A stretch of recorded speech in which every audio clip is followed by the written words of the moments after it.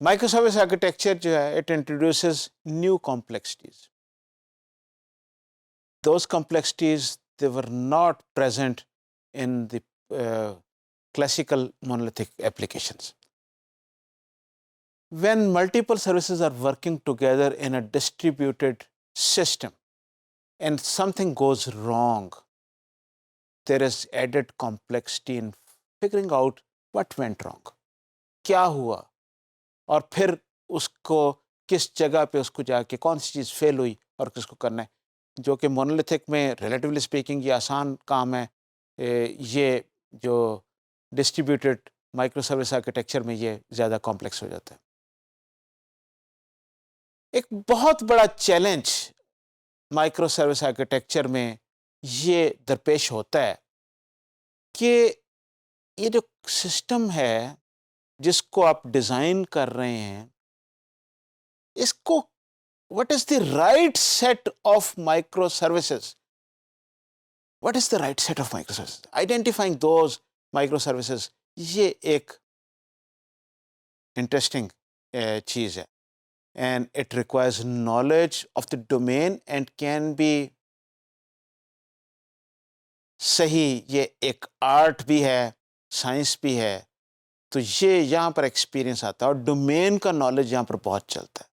ठीक है जी, बहुत ज़्यादा आप छोटी छोटी जितनी सर्विसेज आप बना दें जो आपको वैसे ही संभालना बहुत मुश्किल हो जाए, और अगर उसका कोर्स करेक्ट कर दें तो फिर वैसे उसमें कॉम्प्लेक्सिटी जाना शुरू हो जाएंगी।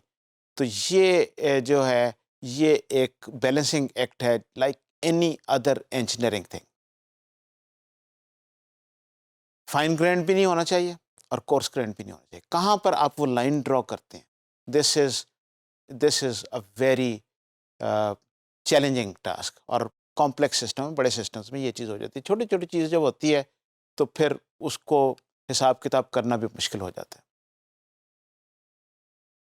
एक और बड़ा जो चैलेंज जो होता है माइक्रोसर्विस आर्किटेक्चर में, they are suppose to be independent and separation of concern का जो एक बेसिक प्रिंसिपल है वो हमें यहाँ पर चाहिए होता।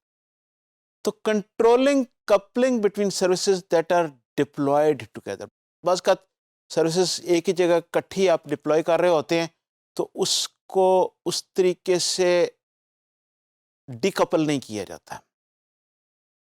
तो होता क्या है कि नाम आपने माइक्रो सर्विस का यूज़ किया, बन गई है वो monolithic service.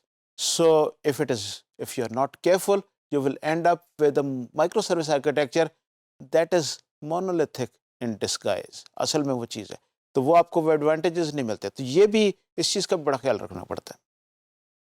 Use of multiple databases is yet another challenge when using microservice. Different तरह के डेटाबेसेस हैं, डिफरेंट नेचर के डेटाबेसेस। ठीक है जी, so it is common for a business transaction to update multiple entities and which require the use of multiple microservices। और वो अगर वो इस तरीके से है, कोई ट्रांजैक्शन बेस्ड और कोई ट्रांजैक्शन बेस्ड नहीं है, तो then you can have a big challenge at your hands। इतना उसको हैंडल करना आसान नहीं होगा।